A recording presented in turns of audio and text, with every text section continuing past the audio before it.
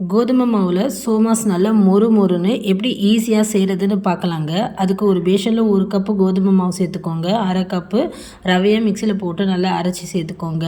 கொஞ்சமாக உப்பு, சூடான எண்ணெய் சேர்த்து நல்லா கலந்துட்டு கொஞ்சம் கொஞ்சமாக தண்ணி சேர்த்துட்டு நல்லா சப்பாத்தி மாவு போல் மாவை பிசைஞ்சு எடுத்துக்கோங்க. இப்போது உள்ளே வைக்கிற பூர்ணம் பண்ணுறதுக்கு ஒரு பேனில் 1 ஸ்பூன் நெய் சேர்த்துக்கோங்க. 1/2 கப் அளவுக்கு ரவை சேர்த்து நல்லா வாசனை வர வரைக்கும் வறுத்துக்கோங்க. தேவையான அளவுக்கு முந்திரி சேர்த்துக்கோங்க. கூட 1 கப் அளவுக்கு கொப்பரையை மிக்சியில் போட்டு அரைச்சி சேர்த்துக்கோங்க. எல்லாத்தையும் லைட்டாக வறுத்துட்டு ஒரு பாத்திரத்தில் மாற்றிக்கோங்க. இனிப்புக்கு 1 கப்பு வெல்லம், ஏலக்காய் தூள் சேர்த்து நல்லா கலந்து வச்சுக்கோங்க. இப்போ மாவு பூரியை விட சின்னதாக எடுத்து இந்த மாதிரி நல்ல பேப்பர் போல் திரட்டிட்டு இப்போ உள்ள பூர்ணை வச்சு இந்த மாதிரி மடித்து விட்டுக்கோங்க.